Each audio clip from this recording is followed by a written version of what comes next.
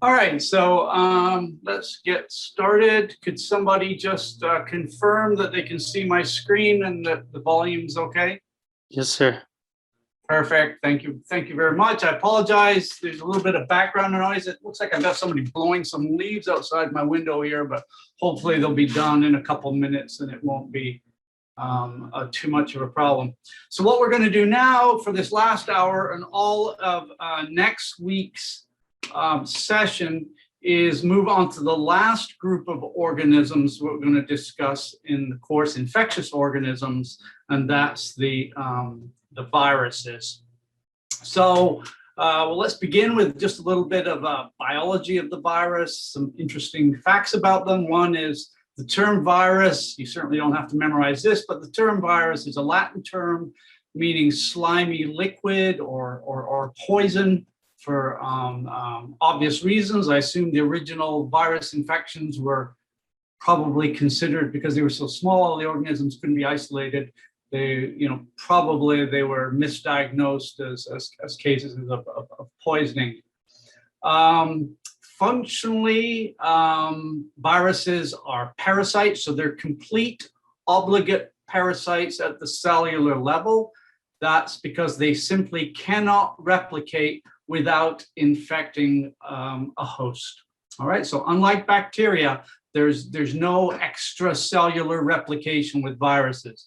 And that host can be a bacterial cell, it could be fungi, it could be a parasite, plants, animal cells. They are ubiquitous.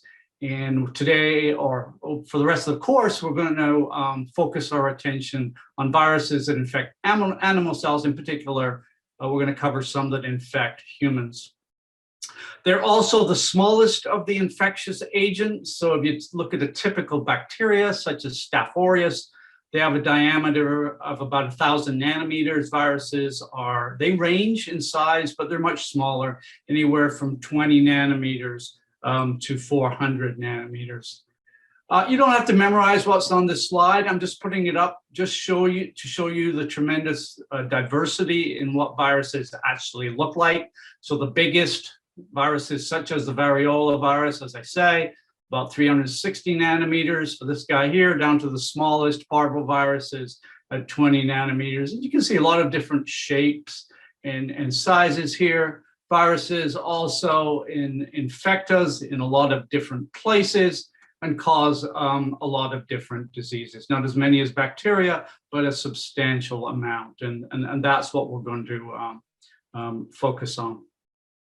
Now, although there's a tremendous amount of diversity, structural diversity within viruses, there is what we call a basic minimal viral structure. There are elements that every virus or every virion has. That is a protein shell, okay, which we refer to as the capsid. And that can be made up as a single repeating protein, or sometimes 2 or 3 repeating proteins over the surface, and they encapsulate a nucleic acid. So a nucleic acid genome. That can be DNA, RNA, single-stranded, double-stranded. We'll talk about the diversity of the genomes a little later. So that's what every virus has. Now, some, but certainly not all viruses, may also have an envelope. So there are enveloped viruses and non-enveloped viruses. This would be a lipid-based envelope outside of the capsid. So there's the nucleic acid in the middle, surrounded by a capsid, and then this envelope. And if the viruses have envelopes, and some species do, those envelopes are derived from the host cell. Now, the capsids themselves can have different flavors of symmetry, so they can look different. These are the 2 most common forms here. We have what's called a helical symmetry. So here's in this case, an RNA of the genome, and you'll see that the capsid proteins are wrapped tightly around the nucleic acid. And what you end up with, and this is very flexible, it's very long, it's like a cylinder. It looks very much like a garden hose, a rubber garden hose, has that kind of flexibility. And that will be folded up and packed into the middle of this, of an envelope. And so the important point here is that all viruses that have helical capsids, like this one shown here, are enveloped. All right, so they're all enveloped. Now, some viruses also have what's called an icosahedral capsid that's shown here, obviously much different in shape. It's very much like a hollow ball. Now, some, let's say, viruses that have these, some are enveloped, some are not enveloped, again, depending on the particular species. And then some viruses are just much more complex, and we refer to them as complex. Now, even if they're complex, you can see they have elements of both kinds of symmetry. So this is what a bacteriophage looks like. There's that head there. That obviously looks very much like an icosahedron. And there it's got this sort of helical piece also incorporated into it. All right. Now, the roles of these components, so the protein shell or the capsid and an envelope, if an envelope is present, they have a couple of equally important functions for the virus. Obviously, they package and protect the viral genome for any environmental insults that it might be subjected to. But they also facilitate early aspects of virus infection. So there are often proteins inserted into those capsid or inserted into the envelope if the envelope is present, and they're going to regulate attachment of the virus to the surface of the target cell. They're also responsible, after attachment takes place, the penetration of the virus into the cell. And then ultimately, once the virus gets into the cell, a process that's called uncoating, which is the removal of the capsid to release the nucleic acid so that it can be replicated. So several important functions for the capsid and the envelope. The nucleic acid does exactly what our nucleic acid does, what all nucleic acid does. It contains the genetic information of the virus that allows it to produce virus-specific proteins. All right, so viruses do make some of their own proteins, which they need to assemble new virus. Now, as I said, there's a lot of different viruses. So certainly that image I showed you was just only showed a few representative viruses a few slides ago. So there's a lot of them. So they need to be classified. So there are classification schemes. There's several different ones. We're not going to go into the different classification schemes today.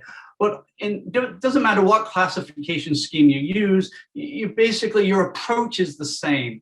So if you get a new virus, a virus that's never been identified before and now needs to be classified, what you would do is evaluate the virus based on 5 different features, and these are listed here.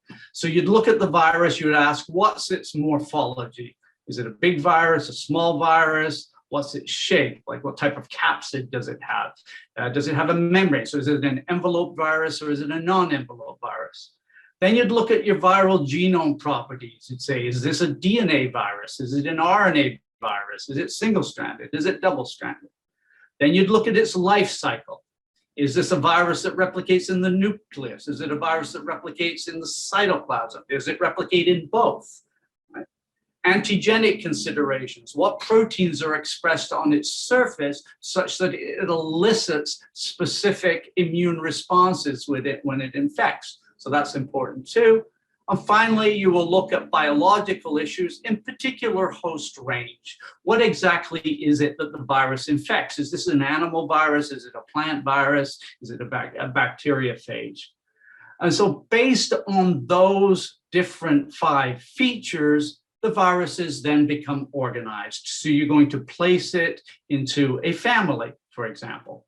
And you know you're going to be discussing a family if the suffix is viridae. All right, so if you're talking about retroviridae, you're talking about the family. That's a family. All right.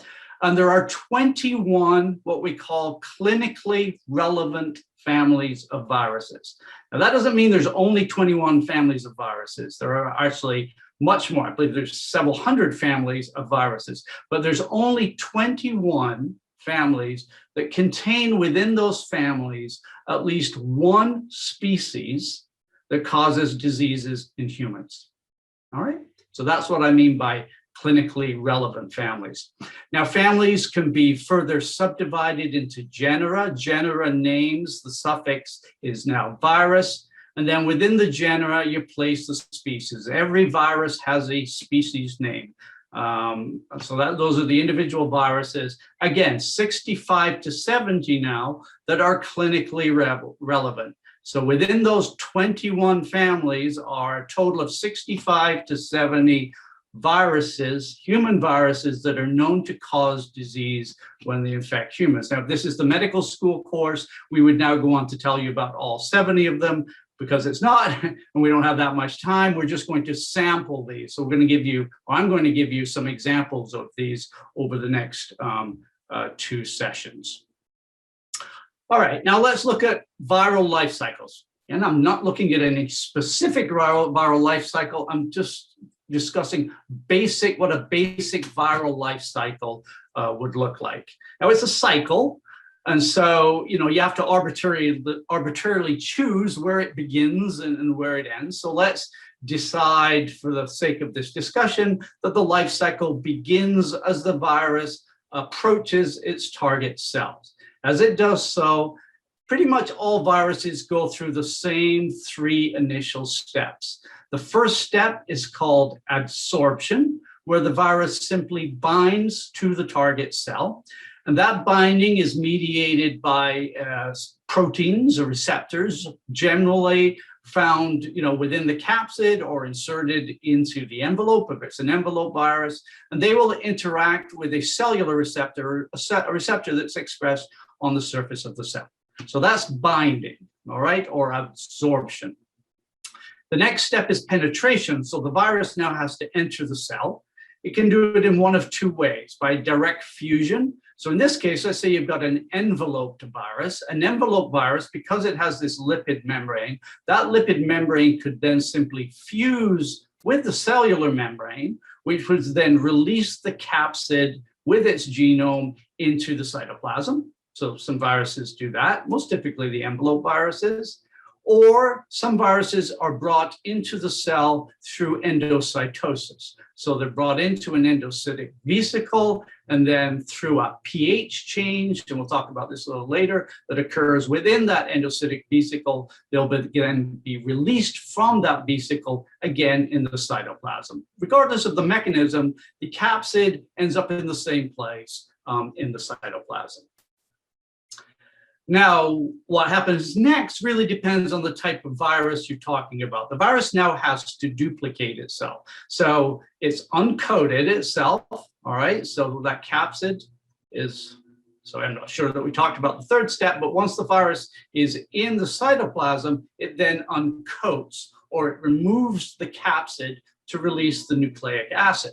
So now we have the nucleic acid in the cytoplasm. And now the virus is ready to duplicate itself. Now, if it's an RNA virus, okay, most RNA viruses will simply stay in the cytoplasm and replicate themselves in the cytoplasm.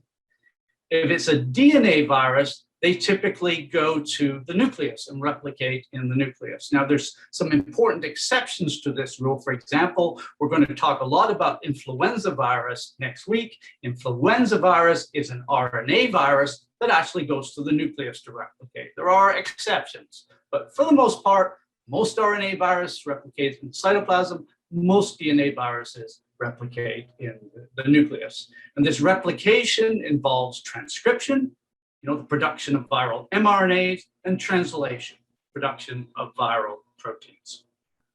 When the virus has made its new genomes, replicated its genomes, and made its new proteins, so it can now assemble new virus, the next step occurs, and again, this is something now that's done by every virus, that it has to package. Okay, so viral packaging. And what happens in this case is capsid proteins that have now been produced in large quantities will self-assemble into new virions. And as they assemble, they will insert these nucleic acids into the new virions. So they're now ready to be released from the cell. Now, viral release, again, it's a little different depending whether you're non-enveloped versus enveloped. The non-envelope viruses have a little more trouble. They can't simply bud off the surface of the cell. So what they do essentially is that they replicate to such a high concentration in the cell that the cell eventually simply bursts. So the cell lyses, and you get these massive bursts or release of virus from the cell. So non-envelope viruses, again, there's exceptions, but most of them will kill the cell upon viral release. The envelope viruses, they can just simply bud, as shown here, can simply bud off the surface of the cell, picking up the viral envelope, the envelope as they go. So they'll pick off a piece of the cellular envelope, and by the time they leave the cell, they now have this envelope surrounding them.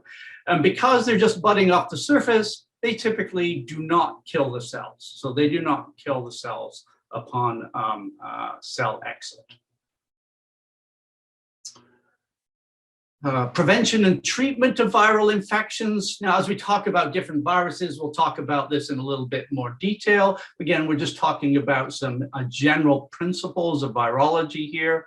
In terms of prevention, obviously, everybody's talking about vaccines these days. We all suddenly are experts on vaccines. There are certainly at least 4 distinct types of viral vaccines out there that are in use, and we'll talk about a couple of them as we talk about some different viral families.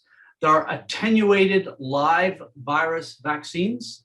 So this is a situation where you're being injected with the virus itself, but the virus has been genetically modified in such a way that it's still highly immunogenic, that you will raise antibody responses to it, the right antibodies, neutralizing antibodies, but it's been modified in such a way that it can no longer cause disease. All right, so that's an attenuated live virus vaccine. There are killed virus vaccines, sort of a similar idea. You start with a live virus, you grow it up to huge quantities. Okay, so this is the live virus itself, and then you kill it. But you kill it in such a way that it still maintains its shape, still maintains its immunogenicity. And then you'll inject this killed virus into somebody, and again, you'll get this immune response, but you won't get the disease. Subunit vaccines and RNA vaccines are actually a type of subunit vaccines.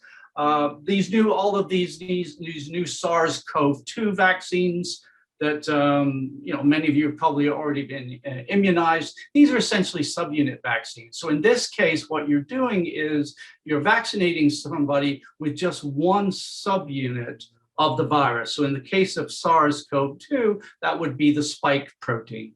So you could be injected with a protein subunit directly, or sometimes what will happen is you'll take an inert virus, like an adenovirus, for example, and insert into that, inert virus, something that will infect humans, the gene for something like the spike protein. Then you'll infect somebody with the adenovirus. The adenovirus would then express the spike protein, so you only now got the one subunit, the one protein from the actual disease-causing virus itself, and you will get an immune response. RNA viruses are vaccines. Obviously, that's our newest class of vaccines. These SARS-CoV-2 are the first RNA vaccines that certainly have been approved. Again, it's subunit vaccines. It's really just how you're going to deliver the spike protein. Here you're delivering it, you might be delivering it incorporated into the genome of another virus. In this case, you're just delivering it as an RNA itself. So the RNA is injected, enters cells, gets translated to produce spike protein. Body's never seen this protein before, so you get an antibody, again, an antibody response. So those are the types of viral vaccines out there. Antiviral drugs, we'll talk a little bit about antiviral drugs as well. They're going to be targeting different steps in the viral life cycle. All viruses have polymerases. They need polymerase to replicate their genomes. They all encode polymerases. And so they make very nice targets. So a lot of the antiviral drugs out there target viral polymerases. They can be one of 2 types. They can be nucleoside or non-nucleoside. Non-nucleoside are just drugs that will enter the cell, and bind to the polymerase directly and just prevent it from working. All right, standard drug target interaction. Nucleoside inhibitors, as the name implies, they are nucleosides. So they will go into the cell, and what will happen is as the polymerase is making new transcripts, it will incorporate these nucleosides into the transcripts, and this generally leads to chain termination. Right? So it can only replicate a little piece of its genome. Then if one of these nucleosides gets incorporated, that's it. A replication ends. So two different types of ways you can inhibit a polymerase. Many viruses make polyproteins, and those so long proteins that need to be cleaved into subcomponent parts. And so many viruses encode proteases in order to do that. So we have inhibitors of proteases, another very common type of antiviral drugs, and they're going to work by preventing protein maturation, viral protein maturation. Uncoating. So remember when the virus gets into the cytoplasm, it has to uncoat. It has to remove the capsid, and that's dependent upon a change in the intervirion pH. And you can actually, there are some drugs out there that will actually prevent that change in pH from taking place, and in doing so, prevent the viruses from uncoating and blocking the virus at that particular step. And then we have what I call neuraminidase inhibitors. I'm not going to say much about those at the moment because we're going to talk about those quite a bit next week. Those are one of the most common inhibitors that's used to treat the flu. All right, so we'll get back to that next week, but just keep that in mind. That's an important class of drugs. Okay, viral families are often grouped and discussed based on their genomic properties. So if you read a textbook, a viral textbook, you'll see the different chapters. Often they'll discuss a group of families, and those families have been grouped together because they have a common type of genome. So for example, you might see several chapters on DNA viruses because all of these families, their genomes are DNA. You might find some chapters on what we call RNA-DNA viruses. These are things like the retroviruses. These are viruses that will, during their life cycle, shift from being an RNA virus to a DNA virus. And you'll see lots of chapters on RNA viruses. And within those chapters on RNA viruses, you'll see them broken down even further into the single-stranded RNA viruses, the double-stranded RNA viruses, okay? So what I'm going to do is, now we're going to talk about individual viral families, and the families I've chosen to talk about, essentially I've kind of plucked one or two from each of these different groupings, all right? So I'm going to, for example, I'll talk to you next week about Retroviridae. I pull that family, that's an RNA DNA virus. We'll talk next week about herpes viridae as an example of DNA viruses, all right? And we'll talk about quite a few different RNA viruses as well. So the first one I'm going to talk to you about are the coronaviridae, shown here. Now, Coronidae family, remember this is viridae, so that's a family. That's a family of viruses that are RNA viruses, single-stranded in the positive sense. And I'll tell you what positive sense means in a minute. All right. Next week, we'll talk about paramyxoviridae.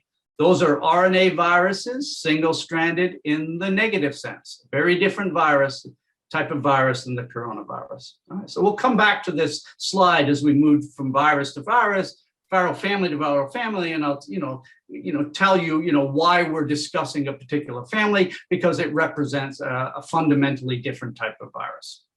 And so what we're going to do now for the rest of the time we have this afternoon is to talk about the coronaviridae family.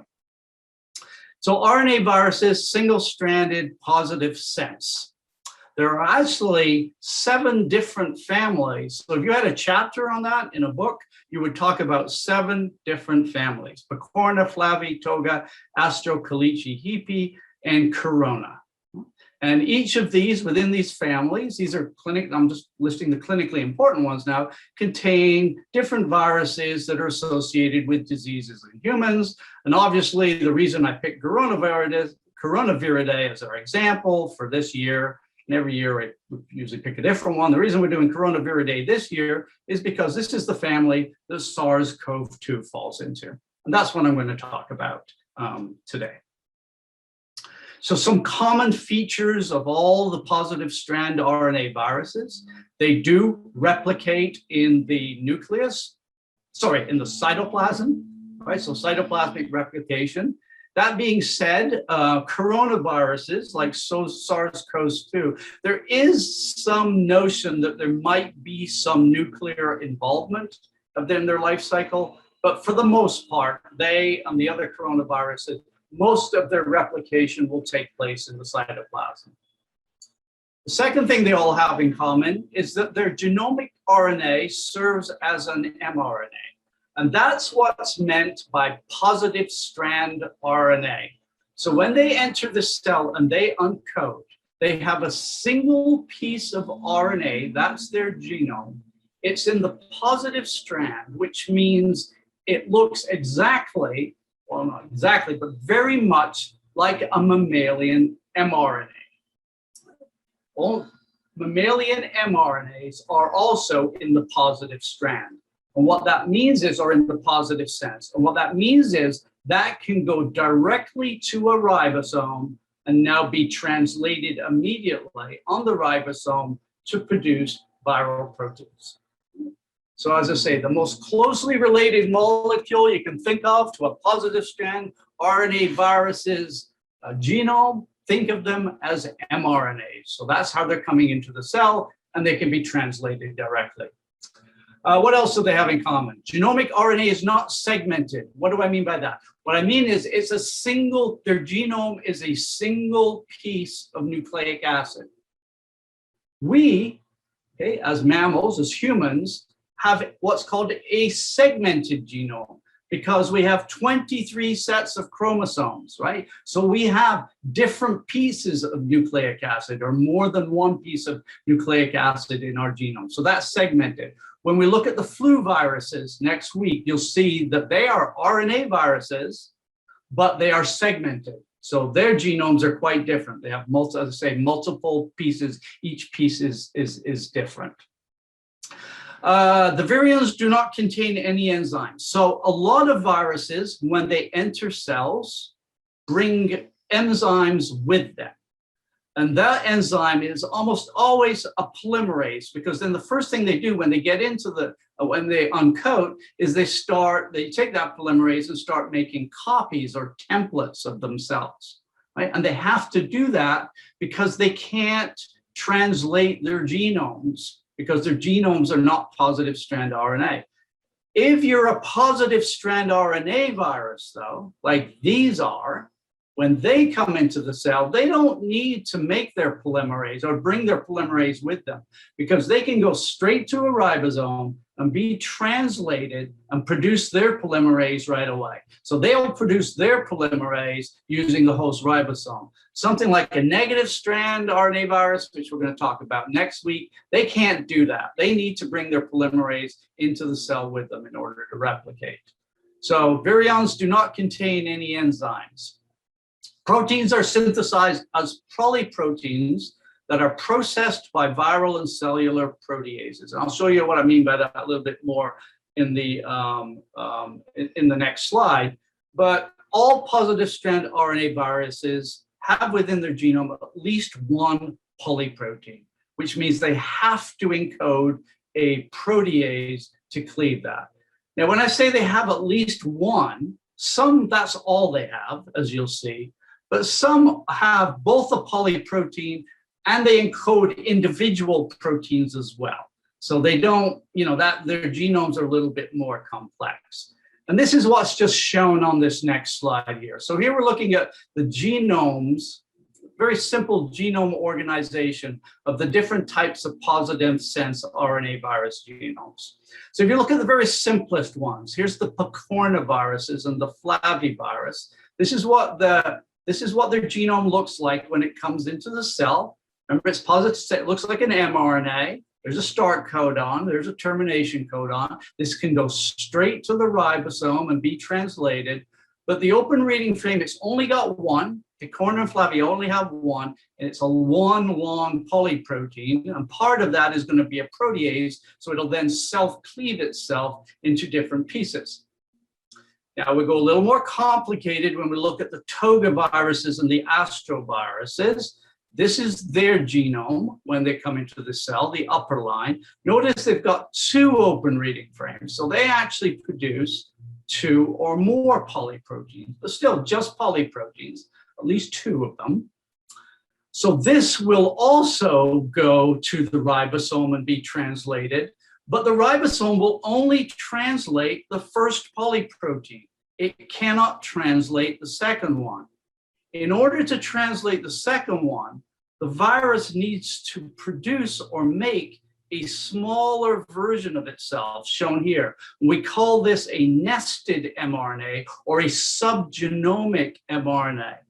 And this just covers this open reading frame. So this can now go to the ribosome and be translated to produce the second polyprotein. Now, even more complicated are what we're talking about today, which is the coronaviridae. Calici and Hepiviridae are the same. What comes into the cell here, again, here's their genome, at least one polyprotein, then a whole series of smaller open reading frames, each of which produces a single protein. Now, again, this will go to the ribosome, immediately be translated to produce that polyprotein, but that's all it can produce. One type of mRNA viral mRNA can only produce one protein. So it's going to produce this first one. Right? In order to make this little protein, the virus needs to make this subgenomic mRNA. That can now be translated to produce that protein. In order to make that or translate that protein, it needs to make another subgenomic mRNA. And to make that one, it needs to make this one. All right, and this can get very, very complex. So we look, for example, at SARS-CoV-2. That actually has 8 subgenomic mRNAs shown here. So pretty complicated. You don't have to learn this structure here, but I'm just showing it to illustrate how complex this can get. So across the top here, we're looking at the genome itself. There's open reading frame 1A. That's a polyprotein. So this is a coronavirus, Coronaviridae family. It has to contain at least one polyprotein. There it is there. If we go down to this end, we see all of these individual proteins or individual open reading frames. S, that's the spike protein. And then we have all of these other little open reading frames. And each one needs to have its own subgenomic mRNA in order to be translated to produce those proteins. So you'll make this longer one, and that can be translated to produce the spike proteins. Here's the next one, that makes 3A. 3A is there, I think. Next one is the E, there's E there. So there's 8 of them in all. So these are all what we call subgenomic or nested mRNAs. All right, so we've talked about, properties of the positive strand RNA viruses in general. Now let's talk about this particular family that we're focusing on today, the Coronaviridae. So the Coronaviridae family are a family of viruses of what you'd call medium size. So they're about 125 nanometers in diameter. This is what they look like in electron micrograph. Notice they have these club-like spikes coming off the surface. So that's what we refer to as the spike proteins. And some people think that if you look at this actually looks a little bit like a crown. All right, so this up here is the crown. I think this is probably the Queen of England. That's probably the top of her head. That's the top of her head, and she's wearing this crown. So some people think that these coronaviruses, because they have these knobby-like spikes coming off the surface, that it looks a bit like a crown, and that's how these viruses get their name. So corona is actually another word for crown. All right, so they're synonyms. So these are crown-like viruses. They're pretty, for RNA viruses, they're pretty big. Right, so they have one of the largest viral RNA genomes, about 30 kilobases in size. DNA viruses can actually be quite a bit bigger. We talked about this unusual transcription strategy. They make these nested mRNAs or subgenomic mRNAs, a couple different terms for them. Transmission is, many of them are by aerosol. Obviously SARS-CoV-2, the one we're dealing with in the pandemic right now, that's transmitted by aerosol, but there are members of the family that are transmitted by the fecal oral route as well. So they can get into contaminated feces and be transmitted through the GI tract rather than through your respiratory tract. Cause highly prevalent respiratory diseases, the coronaviridae. In fact, they're one of the most common causes of colds in the United States. So they've been around a long time, causing common colds for a long time. But obviously, there are some family members that are associated with more severe disease, and there are some that are responsible for pandemics. Most coronavirus infections are not diagnosed. The reasons, most coronavirus infections prior to this last year, again, associated with common colds. If you have a cold, you don't usually go into the doctor. And if you did go into the doctor, they tell you you have a cold, and they're not going to do any kind of testing to figure out what kind of virus you've been infected with. So most just go undiagnosed. But of course, that doesn't apply to the ones associated with pandemics. And these viruses tend to be difficult to isolate. They're a little difficult to grow in cultured cells, which is why we're having a bit of trouble getting a lot of different targeting them with different kinds of drugs, all right? Because in order to target viruses, you really have to understand their life cycles well. You have to identify the different drug targets. And if you can't culture them and you can't really get a good handle on that life cycle, for example, I gave you the example, we think, but we're not sure that these viruses, coronaviruses actually have a nuclear aspect to their life cycle. It becomes difficult to develop drugs without having a really good handle on that, all right?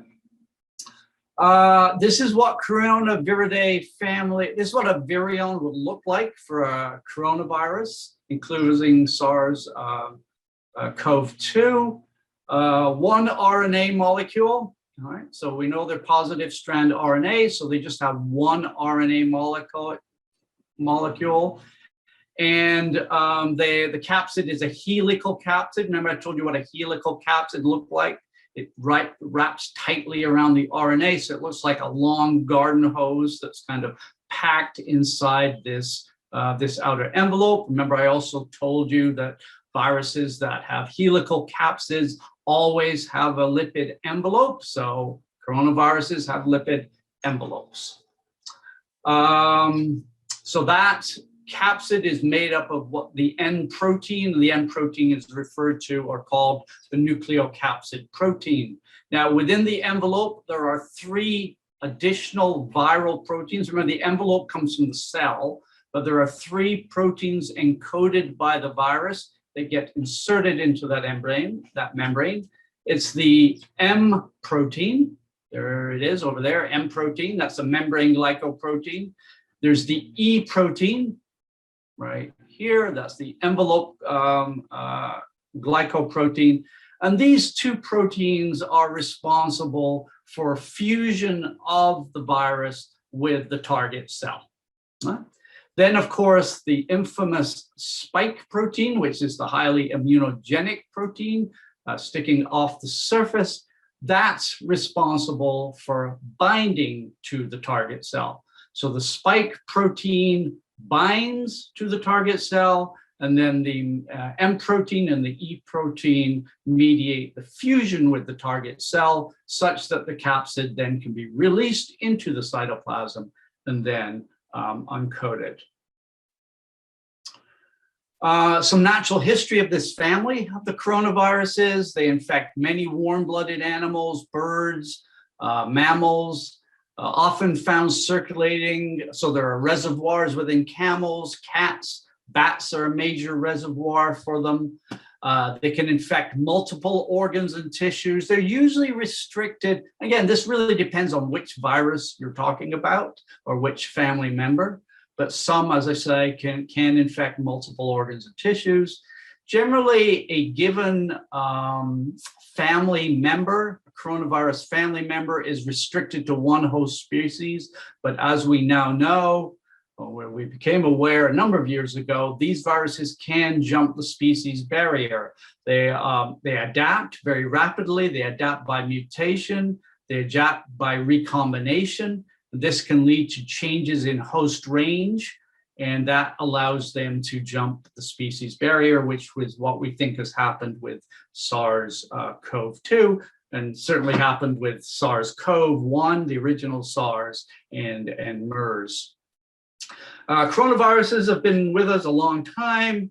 In the literature, we recognize them in the literature from over 100 years ago.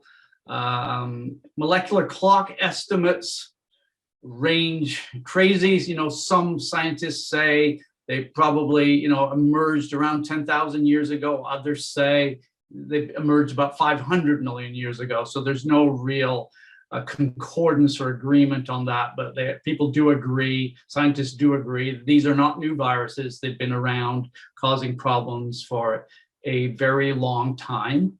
And there are 7 species, okay, within this family, the Coronaviridae family, that are known to infect people and cause disease. There are what we call the common human coronaviruses and the pandemic associated coronaviruses.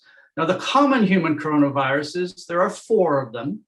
And I told you that they represent the vast majority of infections worldwide every year by coronaviruses, but they mostly go undiagnosed because they're usually very mild infections, and they usually just cause common colds. And about 25 to 30% maybe of the common colds in the United States every year are thought to be attributable to coronavirus infections. Mild, self-limiting, reinfection is possible. So you do get some immunoprotection, but it usually only lasts a year.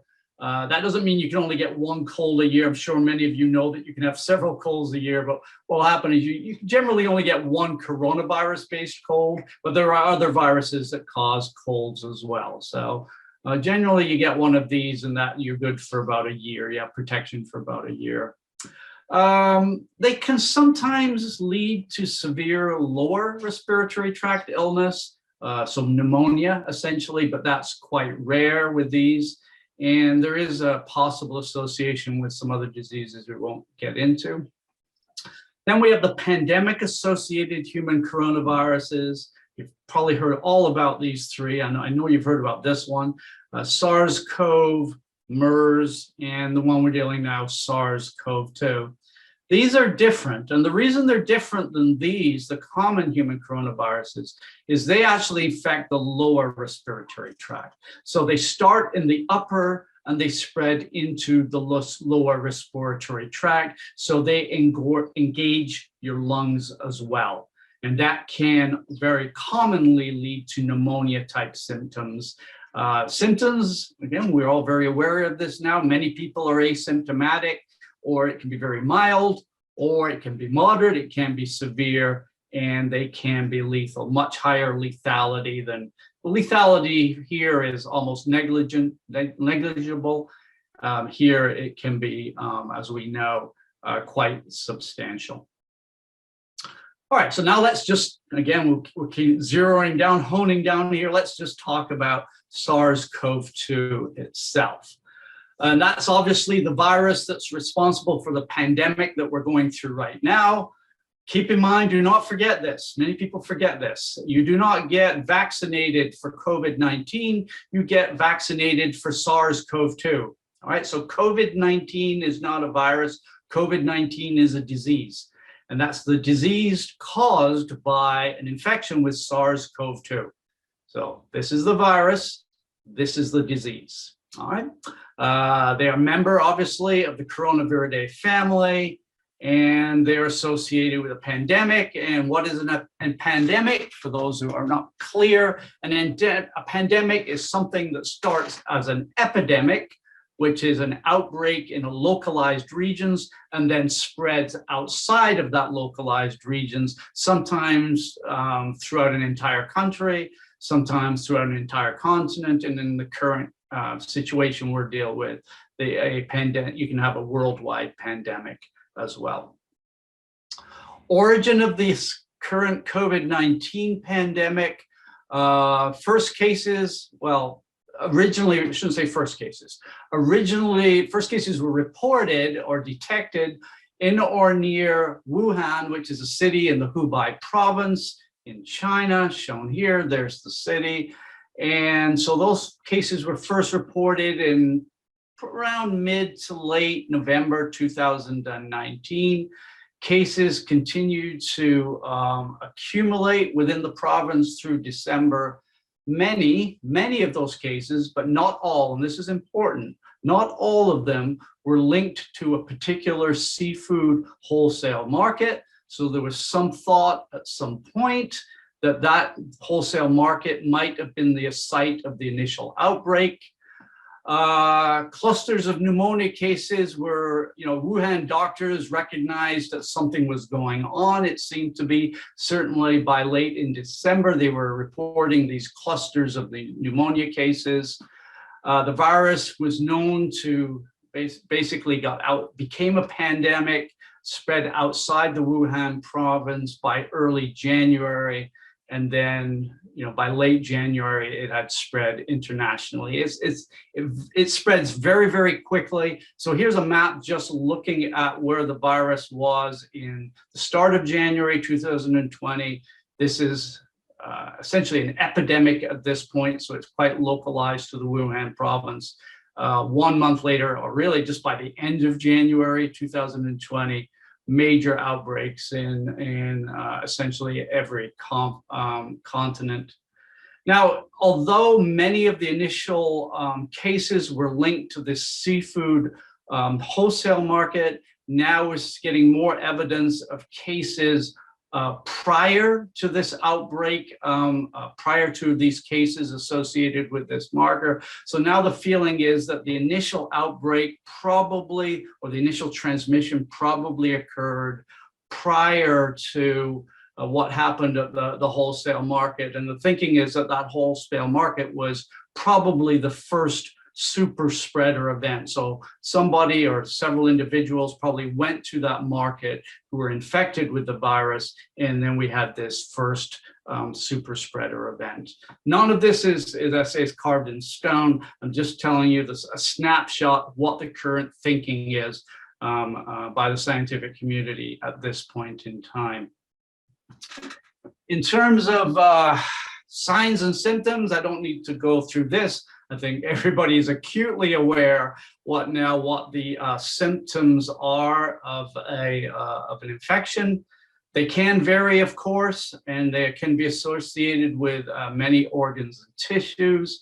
There are other associations, other diseases or outcomes associated with these infections that are really quite serious, but were quite rare. So, for example, we're seeing multi-system inflammatory system in some children, very serious in children, and children are dying from this, but it's really sort of a rare outcome. We see strokes and blood clots in some individuals, something called COVID toes, which is a rash that appears on toes. Silent hypoxia, sort of drop in blood oxygen levels and delirium. So these are other kinds of these are the common symptoms. These are more rare outcomes. We all know about risk factors. There are a number of different risk factors for severe disease. The biggest one, of course, is age.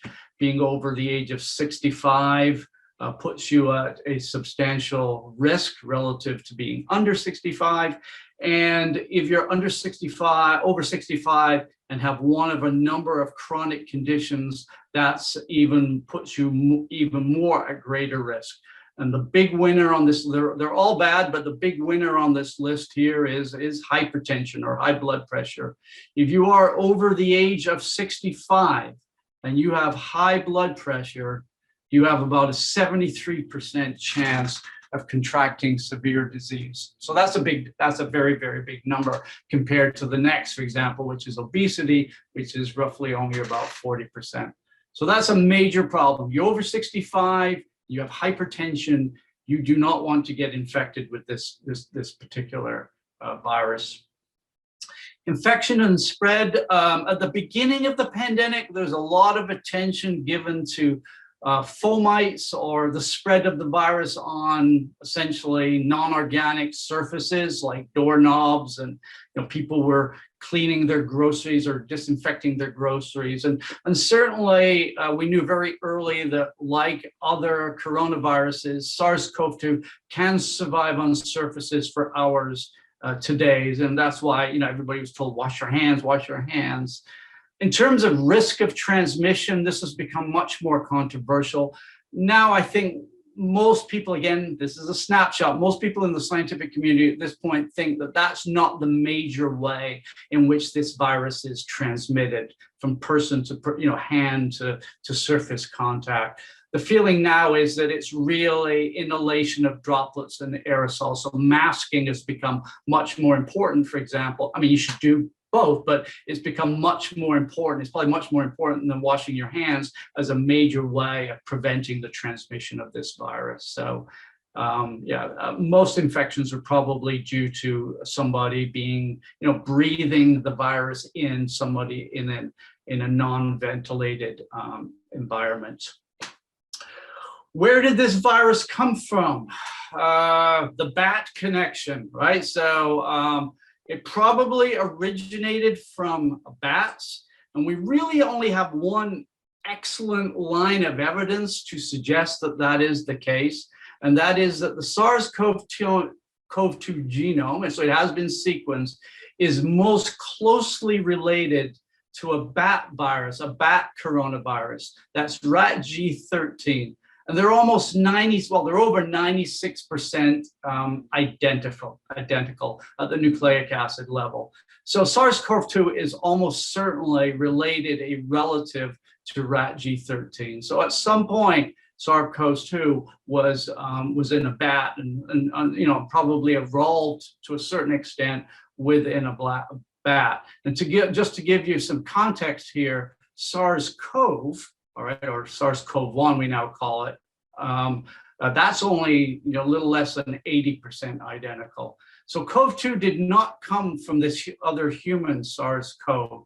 It actually, these are considered to be separate zoonotic infections, or cross-species transmissions taking place into humans. So this identity does suggest that it probably originated in bats, again, before jumping to humans. Now, that doesn't mean that that jump was direct. It could actually have been through some kind of intermediary host. I'll talk about that in a second. Bats are certainly a reservoir for COVID viruses, but bats don't get the disease. So rat G13, that virus in bats doesn't kill the bats themselves. The bats are disease-free. So that's a definition of a pure reservoir. That's something which is in an animal that has a strain. Remember, Dr. Bellafato talked about reservoirs when she was talking about parasites. They have the strain, but they're usually not causing disease in that. They have the infection, but they're not causing disease in those animals. So the bats are not made sick by the viruses. Again, here's a piece of evidence that argues against that seafood market being the original site of the transmission. Bat meat was not known to be sold at that market. So there's no evidence that any bat meat was being sold. So that, again, argues against that being the origin of the infection. Interestingly, in China, there's no known there is a bat guano trade in China, and there's also no known connection with the bat guano trade as well. So workers who are working in this trade, we don't see a high infection frequency or early infections associated with these individuals. So that would have been nice to see, but that's not the case. So Not a huge amount of evidence that this was a direct transmission from bats to humans, but pretty good evidence that it started out in bats anyway. What's the pangolin connection? So there was a lot of interesting, again, early in the epidemic about the pangolin being possibly the origin of the virus. So this is what a pangolin looks like an armadillo. And the reason there was, the pangolins are thought to be involved is pangolins are also, are infected by COVID-like viruses. So they've been isolated from pangolins. And the pangolin virus, CoV virus, is actually 91% identical to SARS-CoV-2 at the whole genome level. So apart from rat, this pangolin CoV is the next closest relative to SARS-CoV-2. Interestingly, there are 5 key amino acids in the viral spike protein that are required for the interaction with the host mammalian receptor. So the host mammalian receptor for SARS-CoV-2 is the ACE2 receptors. So there's these 5 amino acids in the spike protein that interact with the ACE2 receptor. So if we compare those 5 amino acids, if we compare, for example, bat to human down here, you'll see that those residues are actually completely different. But if you compare pangolin to human, they're identical to one another. So that's interesting. And we'll talk about what that means in a second. And finally, pangolin meat was sold at the seafood market. So there was, again, before we were thinking that this was now we think it's more a super spreader event, when we thought that the initial outbreak might have been associated with something that was purchased or some live animals at this market. That's why there was some excitement about, or some thought towards the pangolins. So the conclusions here is that pangolins are definitely a natural reservoir for the virus. They probably acquired the virus at some point from bats. And these are certainly a candidate for the SARS-CoV-2 origin, although at this point we can't exclude other possibilities for intermediate hosts, all right? Interestingly, pangolins actually do get a COVID-19-like disease when they're infected with the viruses. So they get something that looks very much like a pneumonia, and then they will die. They will die from the disease, again, suggesting that they might be some kind of intermediate between bats and humans. That being said, I would actually change that to say many scientists disagree. They don't really, when you actually get down to the nitty gritty and look at, because what's the suggestion here is what happened is the bat virus infected the pangolin. And then there was a recombination event between the bat and the pangolin virus, all right, that moved these 5 residues from pangolin onto the bat residue, on the bat virus, creating SARS-CoV-2, which then infected humans. The trouble is that if you really look for evidence of that recombination event, there isn't really evidence that that recombination event takes place. From a genetic perspective and a nucleic acid analysis perspective, it's just really not all that credible that recombination event took place. But that's why pangolins were in the discussion, and they are still in the discussion to a limited amount. Theories for the origin of the SARS-CoV. So where did it come from? All right, so how did it evolve? There's essentially only 4 ways which this virus could have evolved. So these are the 4 ways, and it's almost certainly one of these 4 is going to be true. We just don't know which one yet, and some are more likely than others. The first is that SARS-CoV-2 occurred by natural selection in an animal host before it then transferred into humans. All right, so imagine, we see this rat virus, the virus in the bats, that perhaps, something like that within bats evolved into SARS-CoV-2 in the bats, and then then it was transmitted to humans either directly or through some other species. Now that's likely, but at this point, there's no animal coronavirus has been identified that's sufficiently similar to SARS-CoV-2 to serve as the direct progenitor. That doesn't mean it doesn't exist. We just haven't found it yet in bats. We have to keep looking, I presume, in bats to find something that's a little closer. 96% sounds pretty good, but we need better than that. We need to be closer to 99% before we can think of, something that's actually the progenitor for SARS-CoV-2. So that's one possibility. Another possibility is something transferred again maybe from a bat or some intermediate into humans, causing no disease when it transferred, but then it underwent natural selection in humans. All right, so it's been in humans a while and it's been mutating in humans, and then eventually it mutated maybe in one individual into a form that now had disease features associated with it. All right, as it adapted within the human population. This is actually my favorite theory. A lot of people think this is probably what happened. And the reason for that is that's what happened in MERS.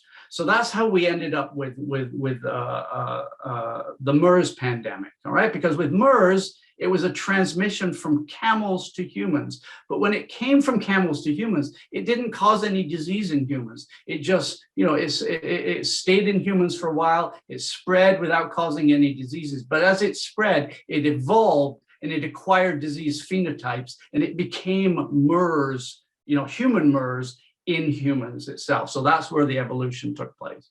So that's a pretty good theory. I think a lot of scientists, are focusing on this one. Selection during passage. So this is the idea that, somebody was working on, some kind of a virus backbone, something similar. So somebody isolated something from the wild, very similar to SARS-CoV-2. They were studying it in a laboratory. They were just passaging it from cells to cells to cells in a laboratory. And as it passaged, it mutated in the laboratory.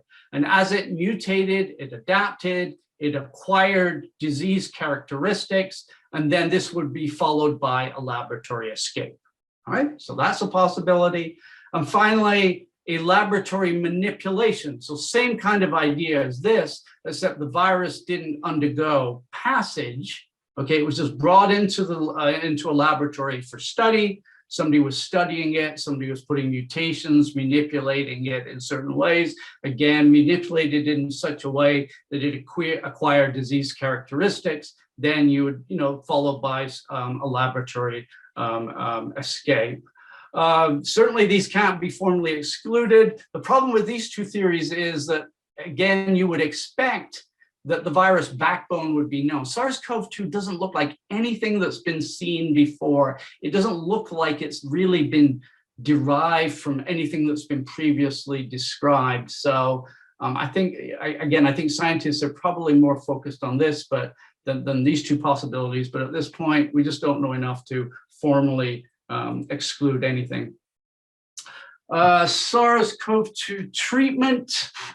Pretty complex genome overall, 29 proteins, 4 virion structural, 16 non-structural, 9 accessory factors. That's good. So lots of proteins, lots of potential targets. So I can see within the next year or several years, a lot more SARS-CoV-2 drugs hitting the market. At this point, you've probably all heard of remdesivir. This is the only FDA approved drug for COVID-19 treatment at this point in time. This is what the drug looks like before it gets into the cell. This is what happens to it when it gets in the cell. So this is a prodrug. By prodrug, a prodrug is a drug that, it's not active.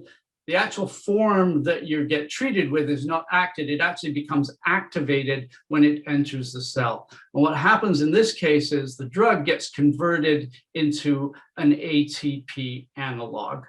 Right? So this is one of these nucleoside polymerase inhibitors. So it targets the viral polymerase. So the viral polymerase, as it's making nascent viral RNA chains, will incorporate this ATP analog, and it actually doesn't many of these cause immediate chain termination. Remdesivir doesn't do that, or that, this doesn't do that. What it does is it causes it to stall. So it just kind of stops for a while, but it eventually gets going again, and then it'll incorporate another one and it'll stop again. So it just slows down, but does not eliminate the replication process, but it slows it down enough so the host immune response, so it keeps the viral load low, and the host immune response is more capable of fighting the infection. So we call this a delayed chain terminator because it causes stall rather than it's not what we call an immediate chain terminator. It's not that, okay? But it is a prodrug, so remember that. So that's something that's converted into something else by the cell when it enters. Antibody-based therapies, yes, they're out there. We're all familiar with them. They're all targeted against the spike protein. There are two types of therapies: monoclonal antibody therapy and convalescent plasma therapy. So the monoclonal antibodies, Eli Lilly got one approved, an emergency use authorization back in early November 2020. So that one's available on the market, as I say, under emergency use. Regeneron has a mixture of two antibodies. These are the ones that were given to our former President Trump back around October 2nd. On an emergency single person use or compassionate basis. So they actually didn't have any, when he had them, they hadn't had any approval whatsoever yet by the FDA. But later in November, towards the end of November, they were given emergency use authorization. So they are now available to everybody. About 13 companies involved at this point, various stages of development. These kinds of therapies can be extremely expensive and not particularly efficacious. So we'll have to see where that goes. Convalescent plasma, lots of studies ongoing. Back in August again last year. So this is, you're using the plasma from somebody who's had COVID-19, has now recovered. They're 2 weeks beyond recovery. So you'll take their plasma, which presumably contains antibodies, and use that as a treatment. There was emergency use issued back in August based on the criteria that may be affected. Essentially, the FDA's thinking was, it's not going to hurt anybody, so let's give it a try because it might work. So it was kind of a weird approval that way in terms of their wording. There's little data to support the idea that convalescent plasma is going to be any good. The trials are very few of them. They're kind of difficult. In fact, I was just reading a couple of days ago that there's an NIH clinical trial. There is an ongoing NIH clinical trial. Well, it isn't anymore because it was just recently halted because it's simply not working, lack of efficacy. So I'm not sure where that's going. Finally, vaccines, something again, we're all experts on vaccines, over 140 under development, multiple strategies, pretty much all of them targeting this highly immunogenic spike protein. Here's the four that were, three that have been approved in the United States. AstraZeneca, I don't think hasn't been approved yet. The AstraZeneca one, they're all essentially subunit based. They're all based on the spike protein. So AstraZeneca and the Johnson & Johnson, these are adenoviruses. So adenoviruses are viruses, they're respiratory viruses in humans, cause very mild colds. And so what you do is you engineer these human viruses to express this spike protein. And so that becomes your vaccine. They'll make the spike protein, you raise the antibody. The Moderna and the Pfizer, these are mRNAs for the same protein, for the spike protein, which have been encapsulated by lipids to protect the mRNAs from degradation and to get them into cells. So the mRNAs are then expressed in cells, translated to produce the proteins, and you get the response. And I think that is it. So let me just stop my sharing here, and I will be happy to answer any questions. Dr. Whitehead, what Well, I actually? think you could all give this lecture, right? By now, I I figure even my kids could give this lecture. They know so much about this virus now. Sorry, go ahead. I interrupted you. It's okay. What actually triggers the new variants that are appearing in like certain parts of today? Yeah, so these are RNA viruses, and we're going to talk a lot more about RNA viruses next week. Sorry. And what's happening is antigenic drift. And antigenic drift is when viruses mutate. And viruses, particularly RNA viruses, have their polymerases don't have a proofreading function to them. So they mutate at a much higher frequency, for example, than DNA viruses. And that's why, again, for example, with the flu virus, it's a different vaccine every year, because throughout the year, the virus mutates. And so as it mutates, then the vaccines don't work anymore. And so that's, every year you make up a new formulation targeting the mutated version of the virus. And that's what's going on with the coronaviruses right now. Now, fortunately, SARS-CoV-2 has a pretty good, as RNA viruses go, it has a pretty good polymerase. It actually does not mutate at the same high frequency that many RNA viruses do. But that's essentially what's going on. Mutations are arising within the epitope binding domain within the spike protein. So within the spike protein, it's changing. That's where the antibodies are supposed to bind to. And so what you hope is that these mutations don't change the antibody binding too much, such that we can continue use the same vaccines. But we may end up in a situation like with flu, where we may have to have every year we may have to have a seasonal COVID-19 vaccination. But it's just mutation. The virus mutates, and then and if the mutation makes the virus a little bit more infectious, it'll become, then it'll very soon, and that's what's happening now with the British variant here in the United States. If that virus makes it a little bit more infective, it doesn't take long for it to become the dominant new strain. So.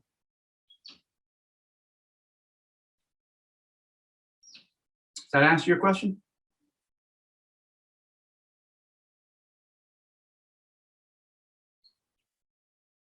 Dr. Whitehead? Yep.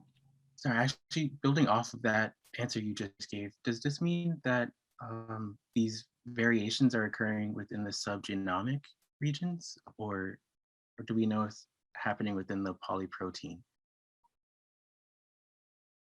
They're actually happening, the ones that are concerning, they're happening all through the genome.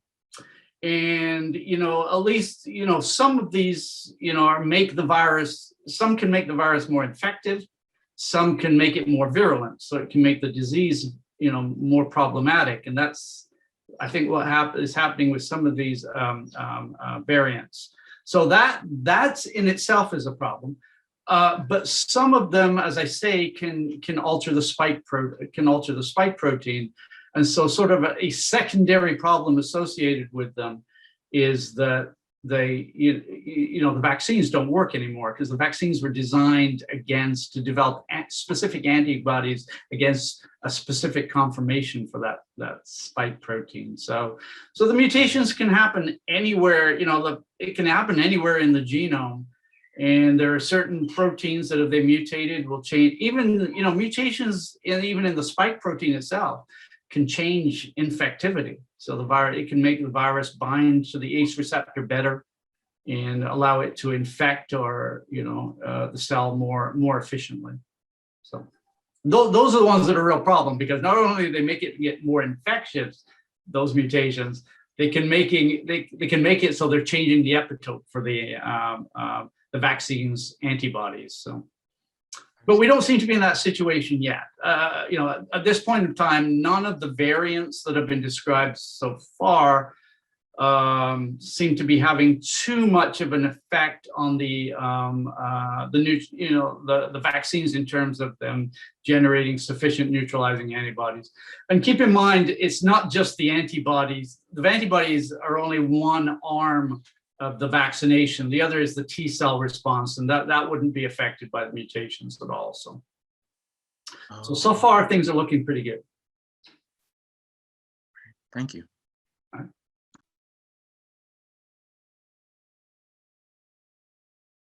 Okay, great. Thank you, everybody. And I know it was a long session today, but we got through it.